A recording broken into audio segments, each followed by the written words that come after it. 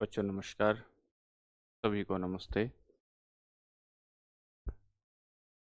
बताइए कैसे हाल चाल हैं आप लोगों के।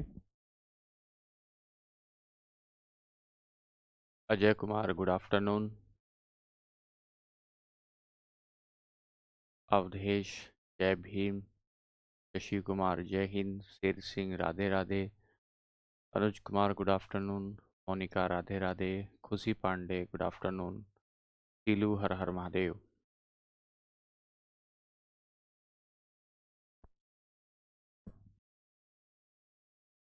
नमस्ते नमस्ते। अमन यादव नमस्कार। राधे राधे। बताइए आवाज़ वगैरह ठीक आ रही है बच्चों। आवाज़ ठीक आ रही है। जय हिंद सभी को नमस्ते।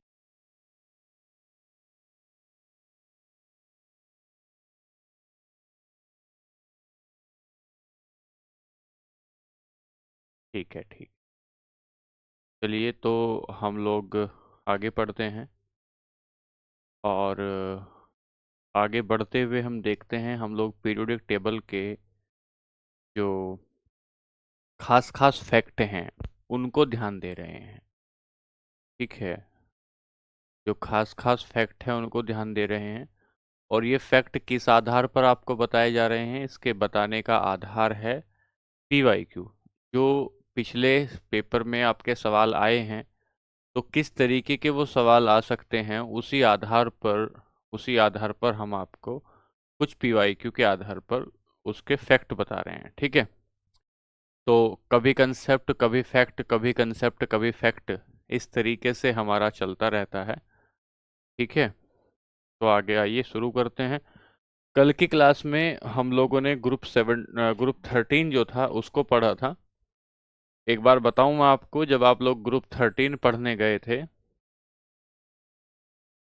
तो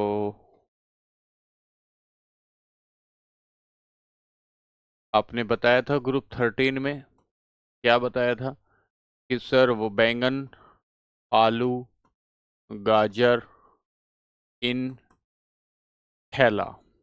बैंगन आलू गाजर इन थैला। आपने बोरॉन, एल्यूमिनियम, गैलियम, इंडियम और थैलियम, ये सारा आपने पढ़ा था। यहाँ से आगे पढ़ रहे हैं, आगे चल रहे हैं, तो यहाँ से आगे चलने पर हाँ सब लेंगे। राजेंद्र पीवाई क्यू जरूर हैं तो राजेंद्र पीवाई क्यू लेंगे, हम पहले से लेते आ रहे हैं, कोई नई बात नहीं है।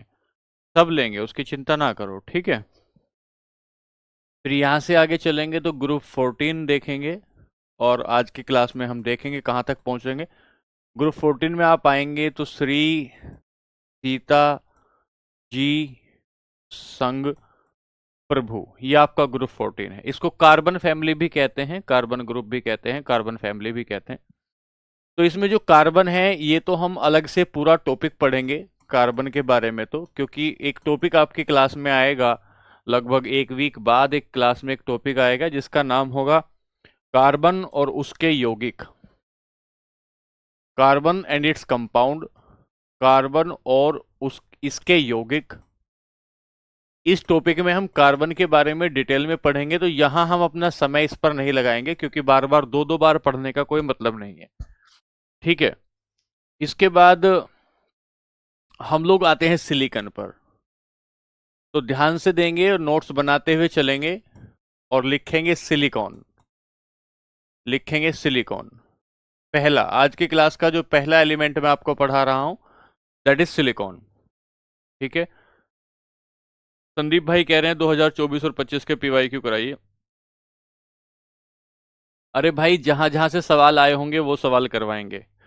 जिस चैप्टर से जिस जिस ईयर में सवाल आए होंगे, 25 में आए हों, 24 में आए हों, जो भी क्लास में सवाल आए हों सब कराएंगे।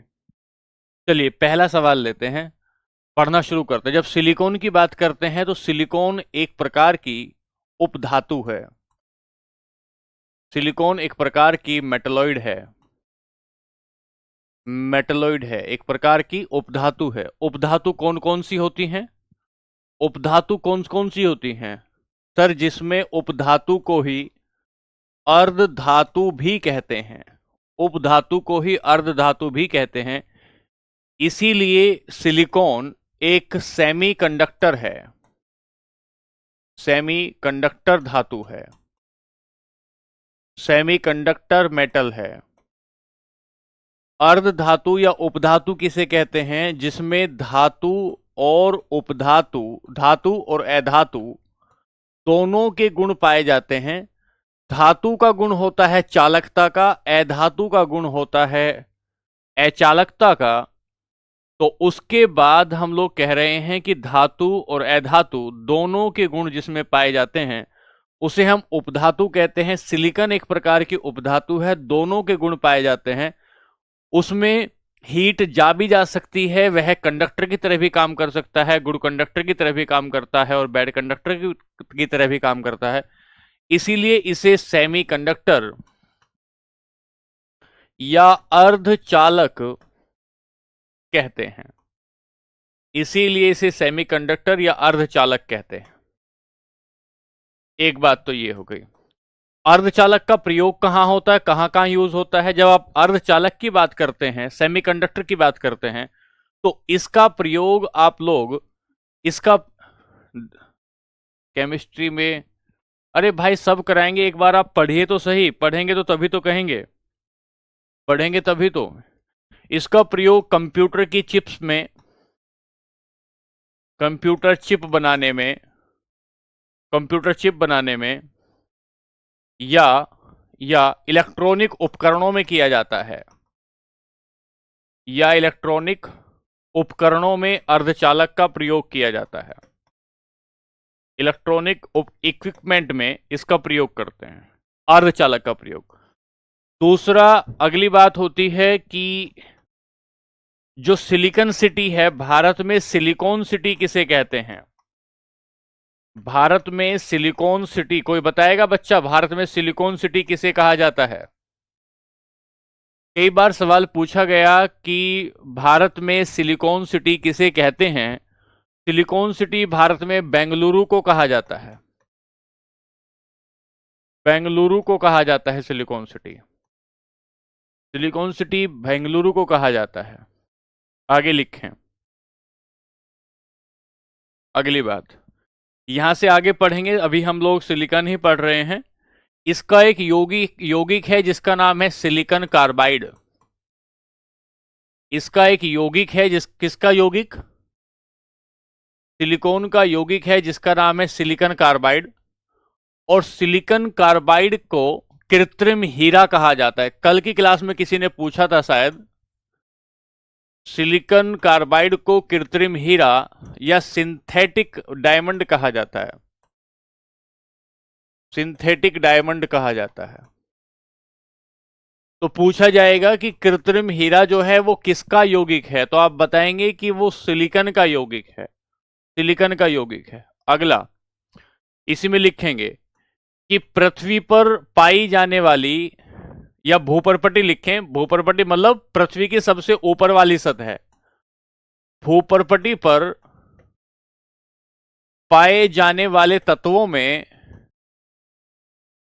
भूपर्पटी पर पाए जाने वाले तत्वों में सेकंड नंबर है सिलिकॉन का, द्वितीय स्थान है सिलिकॉन का, द्वितीय स्थान है सिलिकॉन का। तो पहला स्थान किसका है?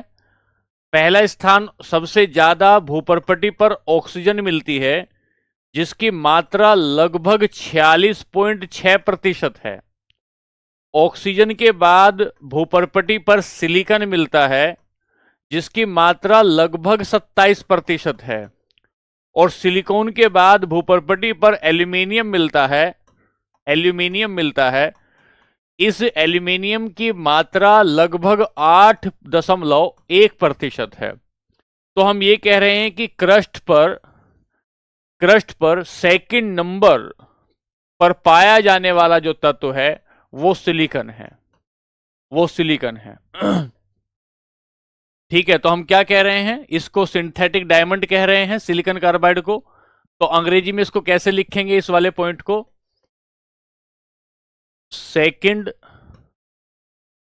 लार्जेस्ट एलिमेंट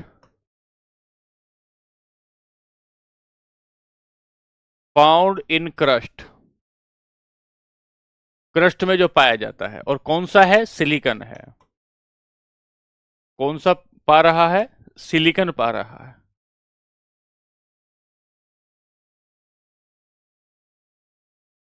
राम शोभित तुम्हें समझ में नहीं आएगा भाई। ये भूपर्पटी की बात कर रहा हूं, तुम कह रहे हो हाइड्रोजन बताया था। हाइड्रोजन ब्रह्मांड में बताया था भाई। हाइड्रोजन ब्रह्मांड में बताया था मेरे भैया। चलिए, तो श्री सीता जी पर आएंगे। जर्मेनियम। कहां की बात कहां जोड़ते हो भाई? जर्मेनियम।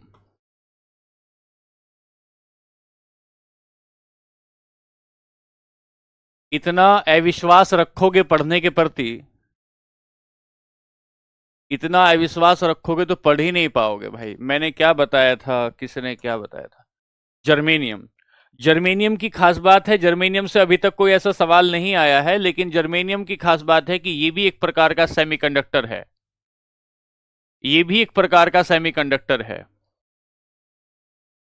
ये भी एक प्रकार का सेमीकंडक्टर है। सेमीकंडक्टर मतलब अर्धचालक है। और अर्धचालक है तो कंप्यूटर चिप में, सोलर प्लेट में इसका प्रयोग होगा। सेमीकंडक्टर कहां यूज होगा जर्मेनियम का भी? सोलर प्लेट में, कंप्यूटर चिप्स में, इलेक्ट्रॉनिक उपकरणों में, इलेक्ट्रॉनिक इक्विपमेंट्स, इलेक्ट्रॉनिक उपकरणों में इसका प्रयोग होता है। सर वो भी सेमीकंडक्टर है, ये भी सेमीकंडक्टर है, दोनों में क्या अंतर है? अगर दोनों के अंतर की बात करेंगे तो सिलिकॉन की तुलना में जर्मेनियम आसानी से नहीं मिलता। सिलिकॉन भूपर्पटी पर बहुत मात्रा में मिलता है, लेकिन जर्मेनियम आसानी से नहीं मिलता। ये बात होगी किसकी? जर्मेनियम की। तो श्री सीता जी संग 3 पर आ जाएंगे। 3।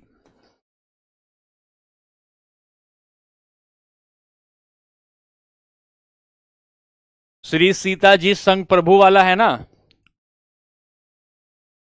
ये जो शब्द आया है SN, ये एक ग्रीक शब्द है स्टेनरम, और यहीं से ये शब्द SN आया। सामान्य भाषा में से टीन कहते हैं। संजू वर्मा सर समझ में नहीं आ रहा। तुम्हें समझ में नहीं आएगा भाई। जिसने कसम खा रखी है कि समझ में नहीं आएगा, उसे क्या समझ में आएगा? सेमीकंडक्टर क्या होता है? जो चालक और कुचालक दोनों की तरह बिहेवियर कर सकता है, जो चालक या कुचालक दोनों की तरह बिहेव कर सकता है, उसे सेमीकंडक्टर कहते हैं। टीन। जब टीन की बात करते हैं तो टीन की सबसे बड़ा उपयोग जो है, सबसे बड़ा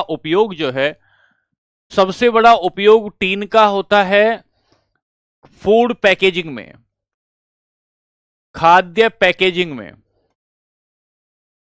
पैकेजिंग में सबसे बड़ा उपयोग है फूड पैकेजिंग का।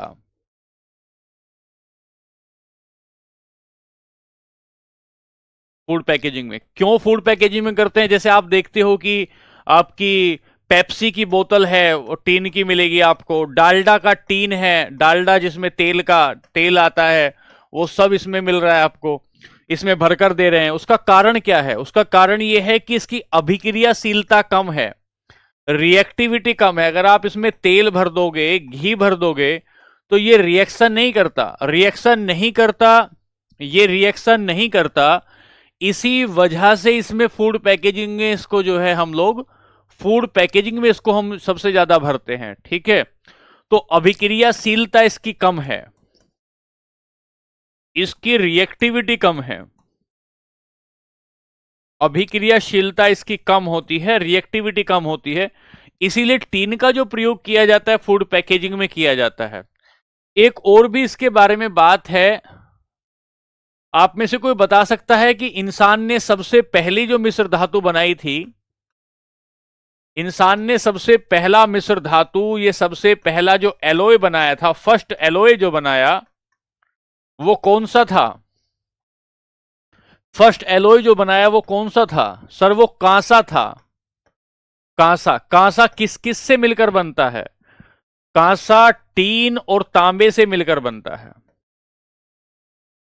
टीन और तांबे से मिलकर बनता है।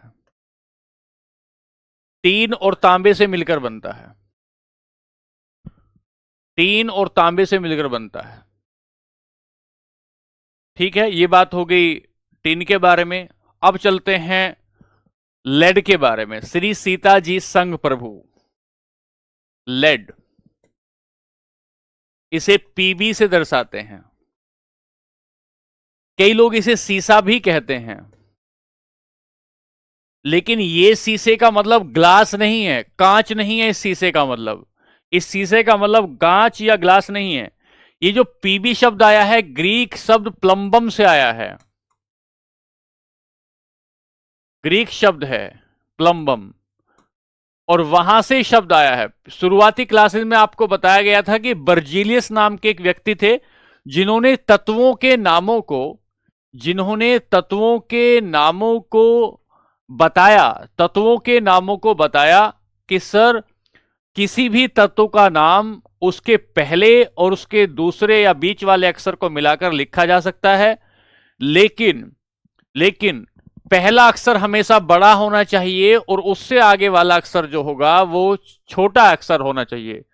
जो लेड होता है, लेड होता है, ये एक प्रकार की विषैली धातु है। लेड विषैला होता है, विषैला होता है, टॉक्सिक होता है। और क्योंकि ये टॉक्सिक होता है, विषैला होता है, इसीलिए इसका प्रयोग कीटनाशक में करते हैं। इसीलिए इसका प्रयोग कीटनाशक में करते हैं। इसकी एक बहुत अच्छी खास बात है। वो खास बात क्या है? वो खास बात क्या है? अच्छा, आनंद कह रहे लेड का सिंबल पूछा था। ठीक है भैया, पूछा था, बढ़िया बात है।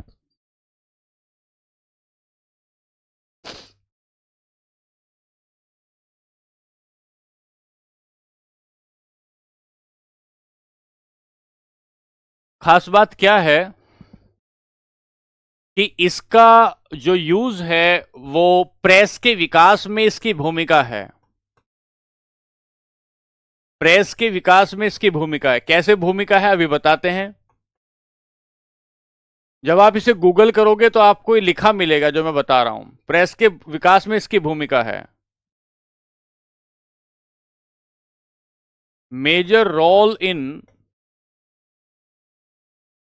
Development of press. प्रेस मतलब ये जो अखबार वगैरह छापने का सिस्टम है, इस सबको प्रेस कहते हैं। तो कैसे है इसमें भूमिका? कैसे है भूमिका? इस तरीके से है कि जब आप अखबार छापते हो, मान लेते हैं ये अखबार है, तो इस अखबार के ऊपर ऐसे अक्षर आकर लगते हैं। मान लेते हैं ए, बे, से, रे, पे, टे, ले। और ये जो अक्षर बने होते हैं, मशीन के जो अक्षर बने होते हैं, ये अक्षर बनते हैं लेड के, लेड धातु के अक्षर बनते हैं। क्यों बनते हैं? लेड के ही अक्षर क्यों बनते हैं? क्योंकि इन अक्षरों में, क्योंकि इन ये लेड जो है ये इंक को पीता नहीं है, इंक को एब्जॉर्ब नहीं करता। तो ऐसे इंक छपेगी इस पर और अक्षर छाप देगा। इधर से ठप्पा है, मान लेते लेड का कोई ठप्पा है, तो लेड का ठप्पा इधर लिया और इधर इंक पर लगाया और कागज पर लगा दिया, इंक पर लगाया, कागज पर लगा दिया, इंक पर लगाया, कागज पर लगा दिया। तो हम क्या कह रहे हैं? प्रेस के विकास में इसकी भूमिका है। क्योंकि क्योंकि लेड स्याही को एब्जॉर्ब नहीं करता, स्याही को अवशोषित नहीं करता, लेड स्याही को अवशोषित नहीं करता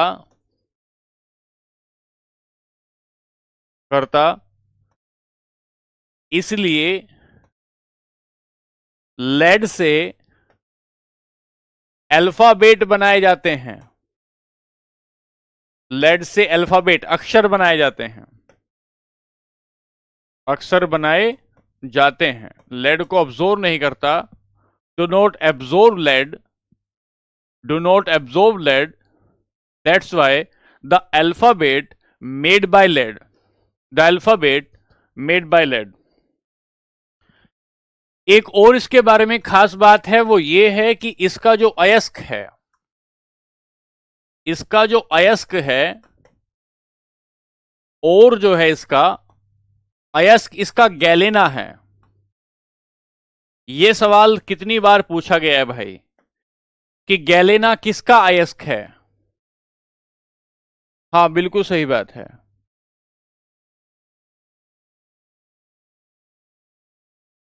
गैलेना किसका अयस्क है?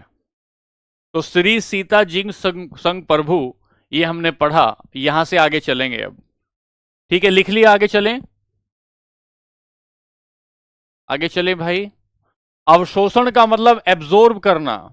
अंग्रेजी में अभी तो बोला था, एब्जॉर्ब करना, सोखना, सोखना, सोखना।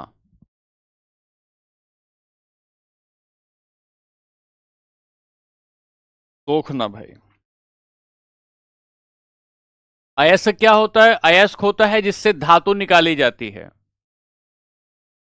अयस्क होता है जिससे धातुएं निकाली जाती हैं।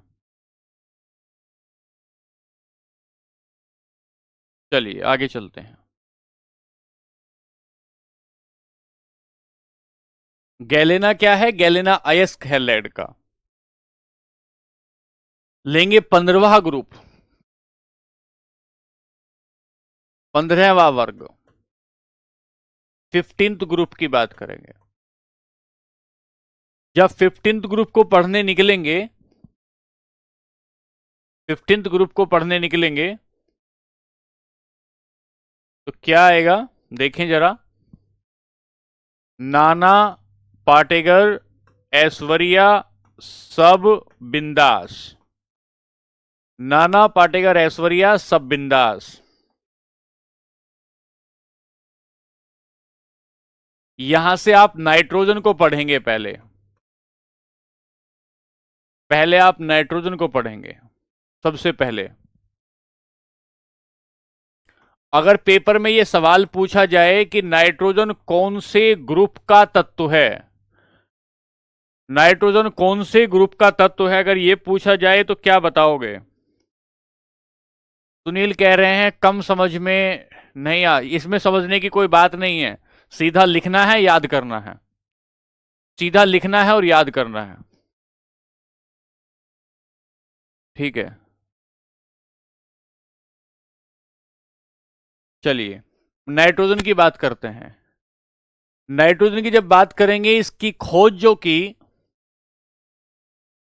इसका जो खोजकर्ता था वो रदरफोर्ड है। Rutherford, discovered by Rutherford. Rutherford ने इसकी खोज की। पहली बात तो ये हो गई। दूसरी बात, वायुमंडल में पाई जाने वाली सर्वाधिक गैस, वायुमंडल में सर्वाधिक मात्रा में पाई जाने वाली गैस कितने % है? वायुमंडल में सर्वाधिक मात्रा में पाई जाने वाली जो गैस है वह नाइट्रोजन है। और परसेंटेज कितना है? 78% है। 78% है। वायुमंडल में 78% है। 78% है। Most abundant gas in atmosphere. Atmosphere, ठीक है। चलिए, चिप्स पैकेट में कौन सी गैस भरी जाती है? चिप्स पैकेट में कौन सी गैस भरी जाती है? तो चिप्स के पैकेट में नाइट्रोजन को ही भरा जाता है। चिप्स के पैकेट में नाइट्रोजन को ही भरा जाता है।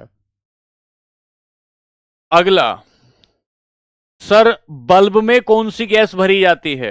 बल्ब में आर्गन और नाइट्रोजन को भरा जाता है। बल्ब में आर्गन और नाइट्रोजन को भरा जाता है।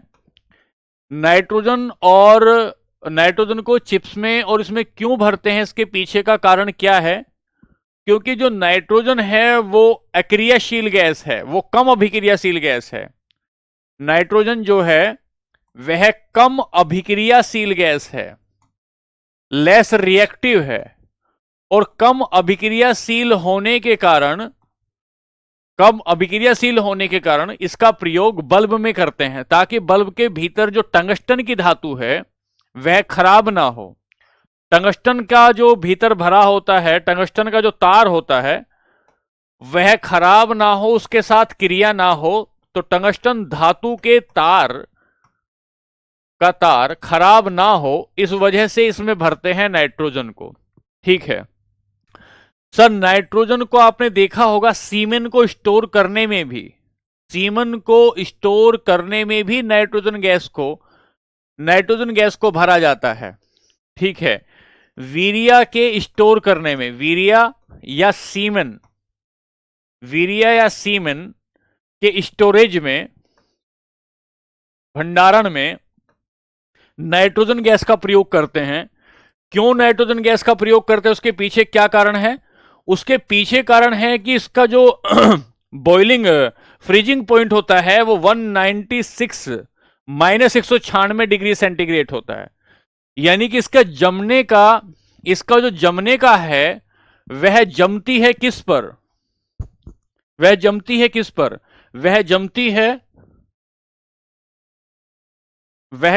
किस पर? अच्छा, 15वें ग्रुप में क्या आना चाहिए भाई? ठीक तो है, 15वां ग्रुप ठीक तो आ रहा है। कोई बच्चा कह रहा है कि ऑक्सीजन, कार्बन, हाइड्रोजन आपने बताया, क्या कह रहे हो? ग्रुप डी की तैयारी कर रहे हैं, यूपीएससी की नहीं? हाँ, तो हम यूपीएससी की नहीं करवा रहे हैं भाई, ग्रुप डी की ही करवा रहे हैं। ठीक है, तो जो लिक्विड नाइट्रोजन होती है उसका जो फ्रीजिंग पॉइंट होता है, जो हिमांक बिंदु होता है, वह 196 सेंटीग्रेड होता है। इसीलिए इसको सीमेन का स्टोरेज करने में इसे हम यूज करते हैं, सीमेन का स्टोरेज करने में। ठीक है, अगली बात अगर कहीं पूछी जाएगी तो ये लिखेंगे हम लोग कि वायुयान के टायरों में भी इसका प्रयोग करते हैं, हीलियम का भी करते हैं और इसका भी। इन टायर्स ऑफ एरोप्लेन्स। अच्छा, यूरिया में कोई बताएगा यूरिया में कितने % नाइट्रोजन होती है? यूरिया में नाइट्रोजन कितने % होती है, कोई बताएगा?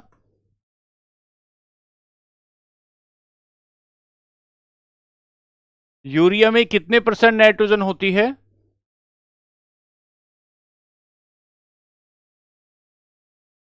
किसी को नहीं पता?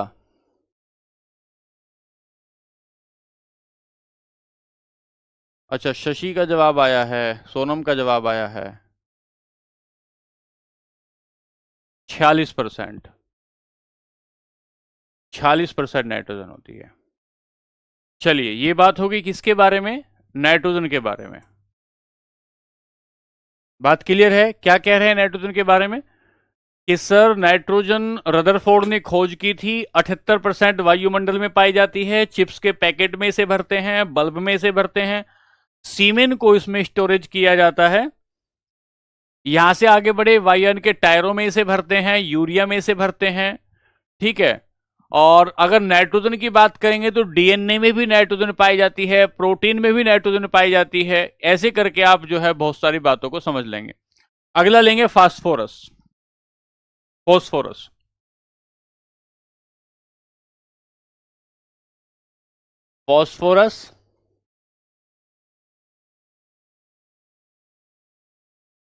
अगला लेंगे फास्फोरस,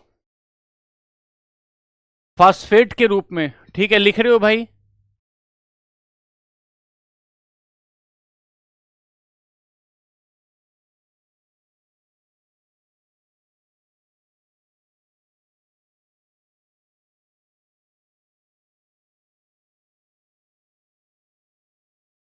चलिए, फास्फोरेट कई प्रकार के हैं, इनमें से पहला फास्फोरस जो होता है, पहला लेंगे लाल फास्फोरस,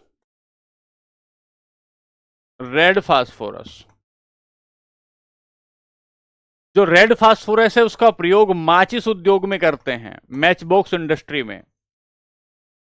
माचिस उद्योग में किसका प्रयोग करते हैं? लाल फास्फोरस का प्रयोग करते हैं। लाल फास्फोरस का प्रयोग करते हैं। दूसरी बात, फास्फोरस की खास बात होती है कि यह अंधेरे में चमकता है। यह अंधेरे में चमकता है।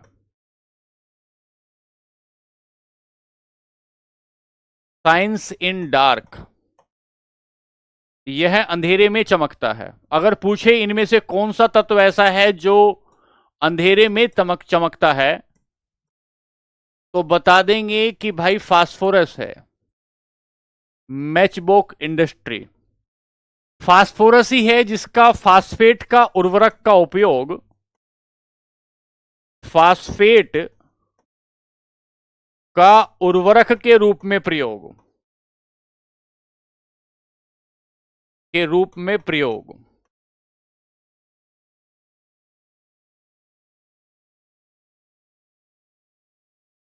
Phosphate use as fertilizer, phosphorus का उर्वरक के रूप में प्रयोग किया जाता है। फर्टिलाइजर के रूप में फास्फोरस का प्रयोग किया जाता है। फास्फोरस के रूप में प्रयोग किया जाता है।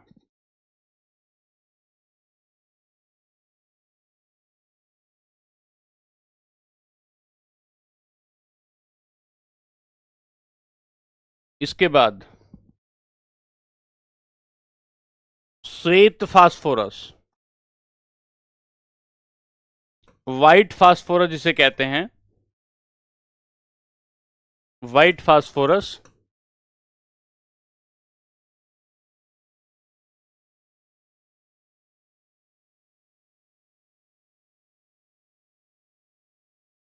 ये जो व्हाइट फास्फोरस है, ये विषैला होता है, टॉक्सिक होता है, विषैला होता है। और क्योंकि ये विषैला होता है, इसीलिए इसका प्रयोग चूहा मारने की दवा में करते हैं। चूहा मारने की दवा में करते हैं। रेट पॉइजन, क्योंकि ये विषैला होता है इसीलिए इसका प्रयोग चूहा मारने की दवा में करते हैं। पोटास गंधक को कहते हैं। पोटास पोटेशियम से बनता है भाई, गंधक पोटास जो आता है। राइटिंग समझ में नहीं आ रहा है, इससे साफ नहीं लिख सकता मैं। इससे साफ कैसे लिखूंगा? इससे साफ कैसे लिखेंगे भाई?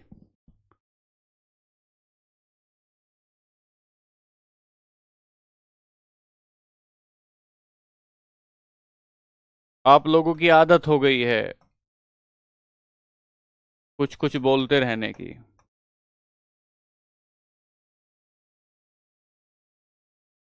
ठीक है। फास्फोरस का प्रयोग पटाखों में भी करते हैं। पटाखों में, क्रैकर्स में भी फास्फोरस का प्रयोग करते हैं। एक सवाल आपके पेपर में आया है, और वो सवाल है ब्लैक फास्फोरस, काला फास्फोरस। ब्लैक फास्फोरस, काला फास्फोरस। कुछ लोगों को तो पढ़ना ही नहीं है, और कुछ जो है पढ़ने वालों का कुछ लोग जो पढ़ने वालों का टाइम खराब करने के लिए अपना लगे रहते हैं कमेंट बॉक्स में। इसे सर्वाधिक स्थायी फास्फोरस कहा जाता है। सर्वाधिक स्थायी मतलब अभिक्रियाशील है, मोर स्टेबल।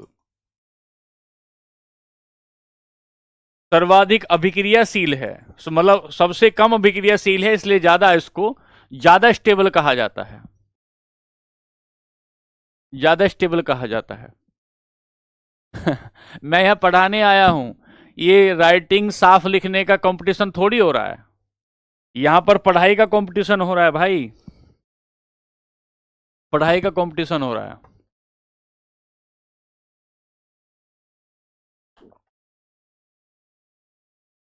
अगला, फास्फोरस में एक बात और लिखेंगे कि फास्फोरस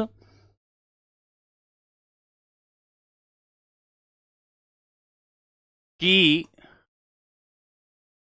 कमी से पौधों के पत्ते पीले पड़ जाते हैं।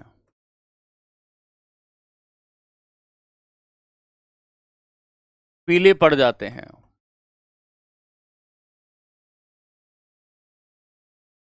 पौधों के पत्ते पीले पड़ जाते हैं।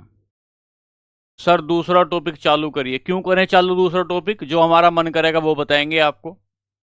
तुम्हें पता है कि हमें पता है?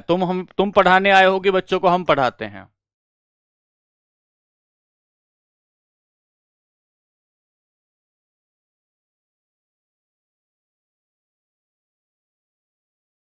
डेफिशिएंसी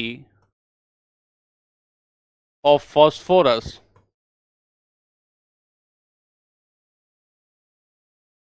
लीड टू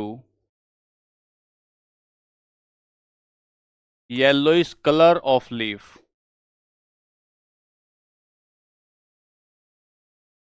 या लीव्स कहेंगे।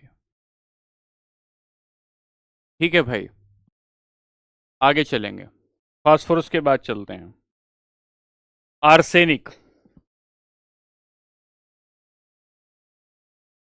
तो यहां आ गए। यहां देखिए, नाइट्रोजन है, फास्फोरस है, अब आते हैं आर्सेनिक पर।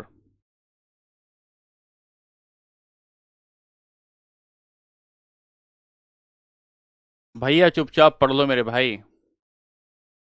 आर्सेनिक।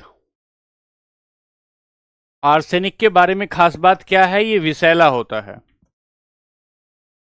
आर्सेनिक विषैला होता है, बहुत ज्यादा टॉक्सिक है, बहुत ज्यादा विषैला होता है, बहुत ज्यादा विषैला होता है। और अगर ये ग्राउंड वाटर भौम जल को प्रदूषित करता है, जैसे उड़ीसा वगैरह जगहों पे उद्योगों से बहुत ज्यादा ये आर्सेनिक निकलता है, तो pollute to ground water, pollute to ground water. और कई जगहों पे तो ऐसा देखा गया है कि आर्सेनिक जो है सौंदर्य प्रसाधन में भी यूज किया जाता है। सौंदर्य प्रसाधन में भी यूज किया जाता है, जैसे क्रीम में, लिपस्टिक में, ऐसी जगहों पर आर्सेनिक यूज किया जाता है। कई जगह ऐसा देखा गया है भाई। ठीक है जी, आगे लिखेंगे एंटीमनी। आर्सेनिक की तुलना में एंटीमनी जो है ज्यादा सौंदर्य प्रसाधन में यूज होता है। सौंदर्य प्रसाधन में, क्रीम वगैरह बनाने में, सौंदर्य प्रसाधन में प्रयोग।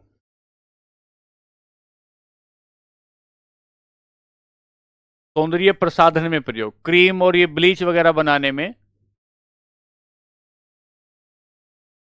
भौम जल स्तर होता है ग्राउंड वाटर। एंटीमनी को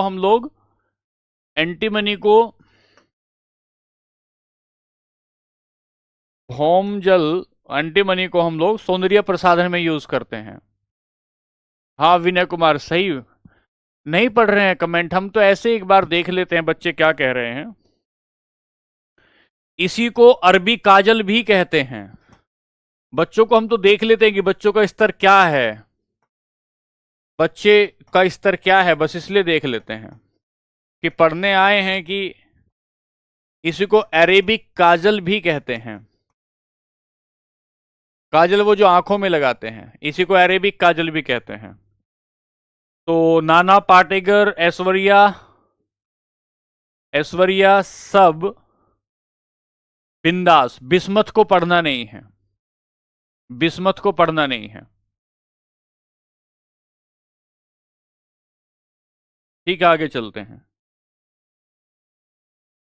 अब चलते हैं हम लोग उस से टीपो, 16वां ग्रुप चलेंगे। तो ये हमारा हुआ, ये हुआ, इसे हम पढ़ेंगे नहीं। 15 ग्रुप था, 16वें ग्रुप में चलते हैं।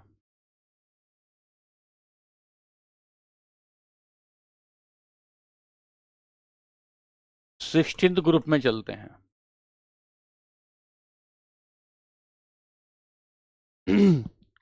16th group.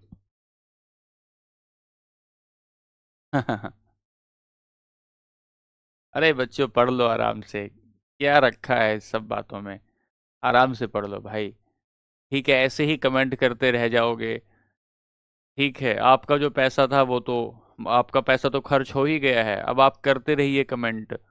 और आप जो है पढ़ने पे ध्यान नहीं देंगे, ये लिखना है वो लिखना है, भाई आप ही का नुकसान हो रहा है। मेरा कुछ नुकसान नहीं हो रहा है, मैं तो यहाँ एसी में खड़े होकर आराम से आपको पढ़ा रहा हूँ। भाई आप ही का नुकसान हो रहा है, प्यार से पढ़ लीजिए। ठीक है, पढ़ लीजिए, आपको फायदा होगा भाई। आप ही का नुकसान हो रहा है, मान लीजिए बात को।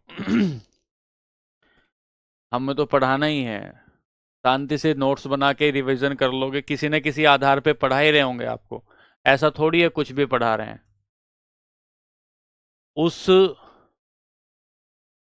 से टीपो, उससे टीपो, सोल्व ग्रुप। ठीक है ना भाई, पढ़िए। क्या कहते हैं? ऑक्सीजन, ऑक्सीजन, सल्फर, सेलेनियम,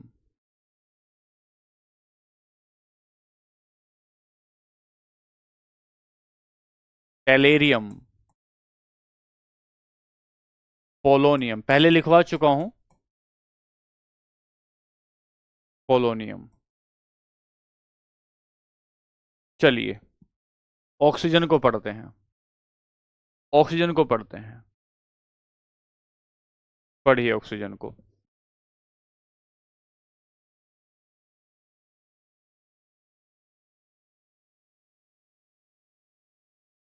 जब पेपर देखोगे, अपने पीवाईक्यू देखोगे तो भैया समझ में आ जाएगा सब। मैं भी कराऊंगा जैसे ये टॉपिक पूरा हो जाएगा, आपको सारे पीवाईक्यू कराऊंगा। लेकिन आप भी देखते रहोगे तो आपको पता लग जाएगा कि हम लोग क्या पढ़ रहे हैं, क्यों पढ़ रहे हैं। ऑक्सीजन, चलिए, वायुमंडल में पाई जाने वाली दूसरी गैस है। वायुमंडल में पाई जाने वाली दूसरी गैस है। चलिए, वायुमंडल में कितनी मात्रा है? वायुमंडल में मात्रा कितनी है? लगभग 21% है। वायुमंडल में ऑक्सीजन की मात्रा कितनी है? लगभग 21% है। ये जो अस्पताल में सिलेंडर होते हैं, अस्पताल में सांस लेने के जो सिलेंडर होते हैं, इनमें कौन कौन सी गैस भरी जाती है? इसमें हीलियम और ऑक्सीजन भरी जाती है। हीलियम और ऑक्सीजन भरी जाती है अस्पताल में जो सिलेंडर होते हैं सांस लेने के लिए। इसीलिए आपके सवाल आपके पेपर में पूछा गया है, आर्टिफिशियल, आर्टिफिशियल रेस्पिरेशन। ये एक सवाल आया है। आर्टिफिशियल रेस्पिरेशन का मतलब है कृत्रिम श्वसन। एक तो सांस हम और आप ले रहे हैं प्राकृतिक रूप से, लेकिन कृत्रिम श्वसन में कौन कौन सी गैसें यूज में आती हैं? तो हीलियम और ऑक्सीजन गैसें जो हैं, उनका प्रयोग कृत्रिम गैस में किया जाता है, उनका प्रयोग कृत्रिम गैस में किया जाता है। अगली बात, अगली बात बहुत खास है। इसकी खोज प्रिस्टले और सीले ने की थी। प्रिस्टले और सीले नाम के वैज्ञानिक ने की थी 1772 में। एक बार डेट चेक करना भाई, 1772 में। Discovered by sir Priestley and Scheele in 1772, 1772 में। अगर पूछा जाए कि ऐसी कौन सी गैस है जो आग जलाने में सहायक है, और ये बात किसने बताई थी? ये बात किसने बताई थी कि आग जलाने में जो सहायक है वो कौन सी गैस है? तो आग जलाने में सहायक गैस O2 है। O2 है, O2 गैस है। आग जलाने में कौन सी गैस है? O2 गैस है। एक बार चेक कर लेते हैं कि ऑक्सीजन की खोज किसने की थी।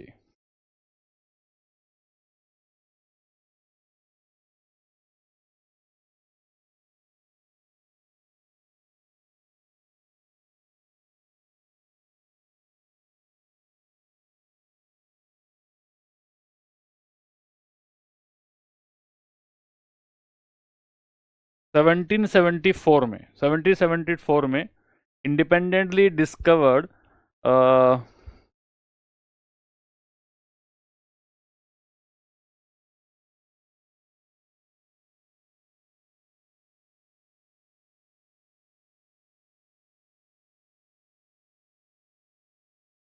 1774, इसको 1774 कर देना है भाई, फिर नहीं तो आप कहोगे गलत पढ़ा दिया सही पढ़ा दिया। ठीक है, ये द्विपरमाणविक है,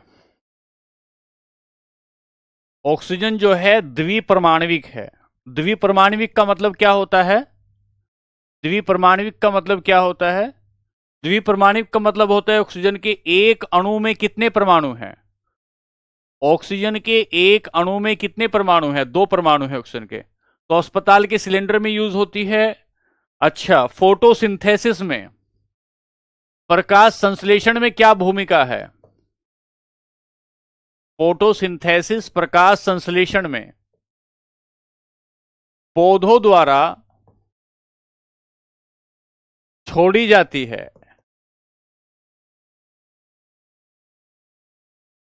पौधों द्वारा छोड़ी जाने वाली गैस है।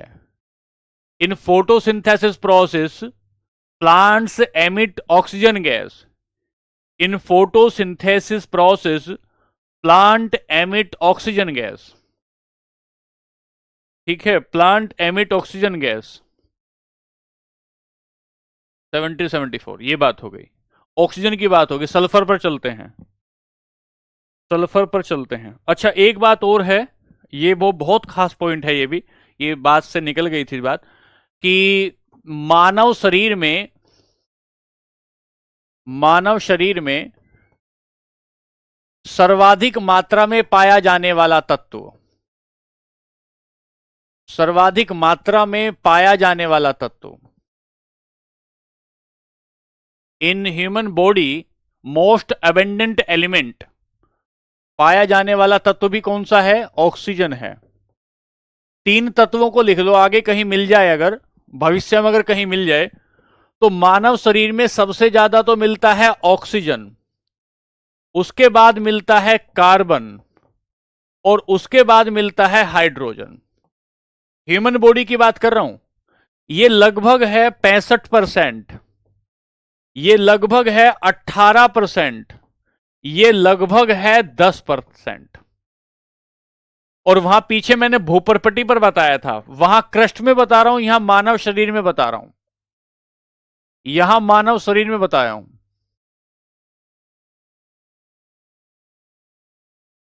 ठीक है, ये ऑक्सीजन के बारे में बात हो गई। यहां से आगे चलते हैं सल्फर। ये सल्फर, बताइए लिख लिया क्या? एक बार बताइए भाई, लिख लिया क्या?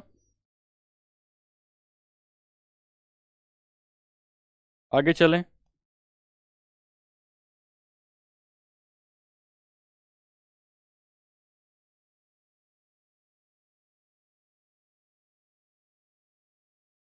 कृत्रिम का मतलब होता है राहुल जो आदमी ने बनाया हो, जो आदमी ने बनाया हो। एक पॉइंट और लिखना चाहो तो, ऑक्सीजन के जब 3 परमाणु मिल जाते हैं तो ये ओजोन गैस बनती है।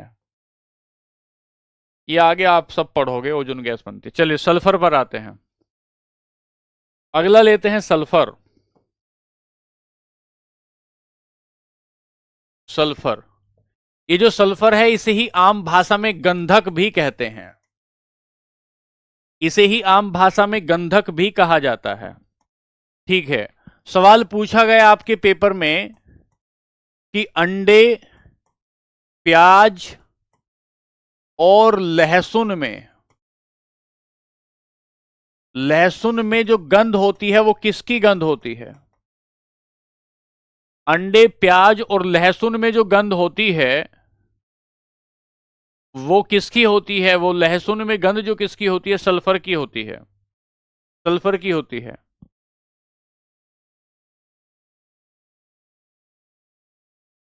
ऑर्डर ऑफ, ऑर्डर इन, या स्मेल लिखेंगे ऑर्डर की जगह, smell in eggs, onion and garlic because of sulphur. एक बात, रबड़ को मजबूत करने के लिए रबड़ के वल्कनीकरण में सल्फर को मिलाया जाता है। रबड़ को मजबूत करने के लिए सल्फर का प्रयोग करते हैं।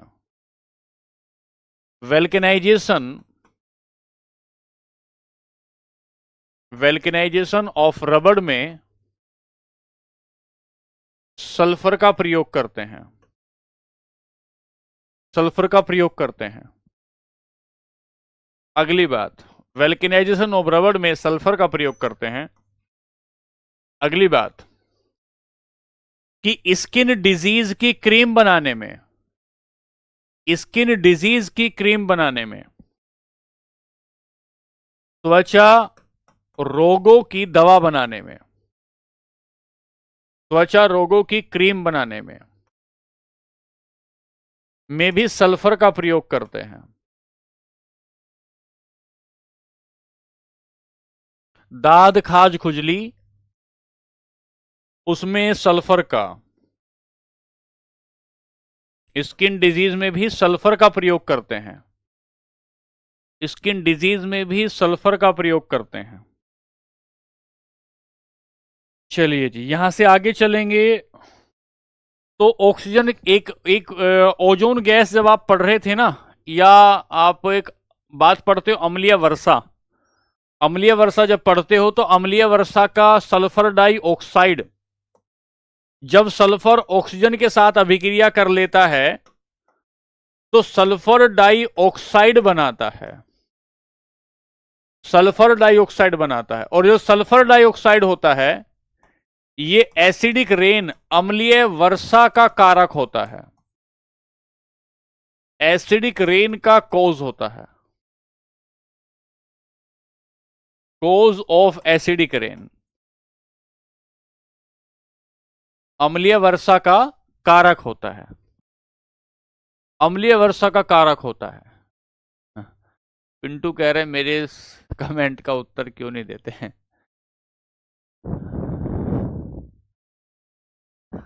सबका दे रहे हैं भैया, किसी का जवाब दे दें तो दिक्कत है, नहीं जवाब दें तो दिक्कत है। जवाब दे तो कहते हैं भाई क्यों जवाब देते हो, नहीं जवाब दे तो दिक्कत है, क्यों जवाब नहीं देते हो। चलो भैया, राम ही जाने भैया तुम्हारी तो। सेलेनियम, सेलेनियम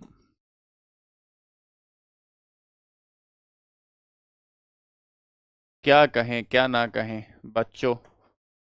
चलो, सेलेनियम की जो खोज की थी वो बर्जीलियस ने की थी, बर्जीलियस ने की थी।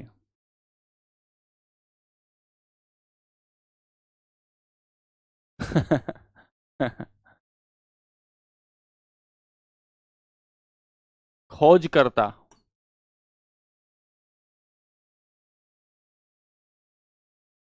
किसी किसी का खोजकर्ता लिखते हैं जिस जिसका आपके पेपर में पूछा गया है।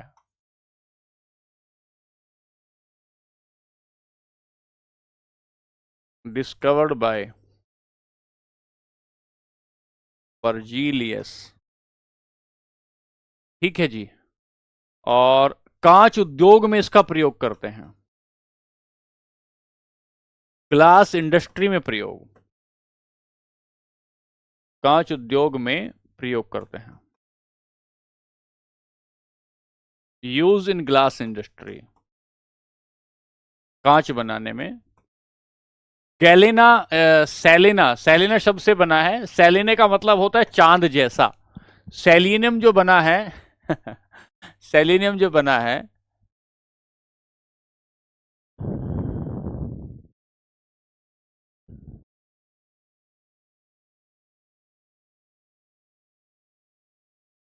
चलो जी, उससे टीपो, अगला लेंगे टेलेरियम और पोलोनियम। टेलेरियम और पोलोनियम। पोलोनियम, इनके बारे में कुछ नहीं पढ़ना, सिर्फ इतना पढ़ना है कि ये दोनों रेडियो एक्टिव पदार्थ हैं। रेडियो एक्टिव पदार्थ हैं, रेडियो सक्रिय पदार्थ हैं।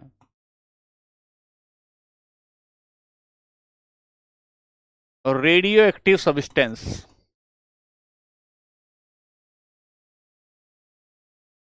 रेडियो एक्टिव पदार्थ हैं, रेडियो एक्टिव सब्सटेंस। ये हुआ आपका ग्रुप 16।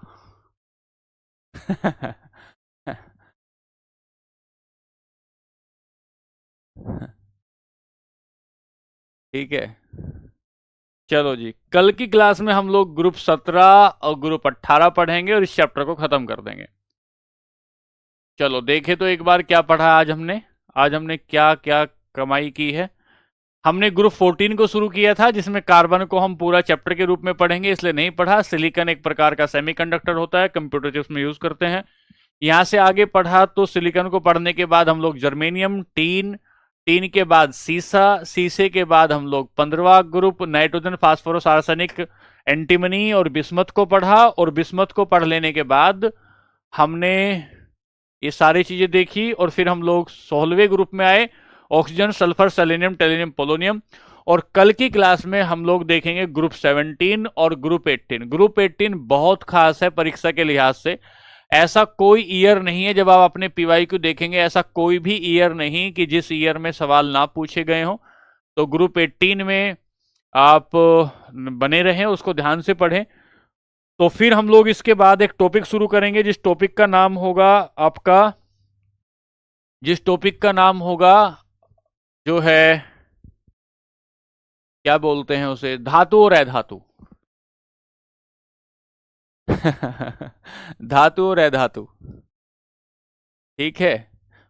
ऋषभ भाई कह रहे बिस्मत नहीं पढ़ा, नहीं पढ़ाया भाई, हमारा मन था, हमने नहीं पढ़ाया तुम्हें बिस्मत, ठीक है।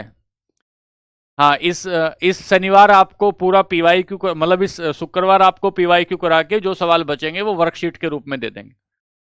जो सवाल बचेंगे वो वर्कशीट के रूप में दे देंगे और यहीं कर देंगे, यहीं आपको करा देंगे, ठीक है। चलिए, आज के लिए नमस्ते, खुश रहिए, खूब पढ़ाई करिए, धन्यवाद, नमस्कार।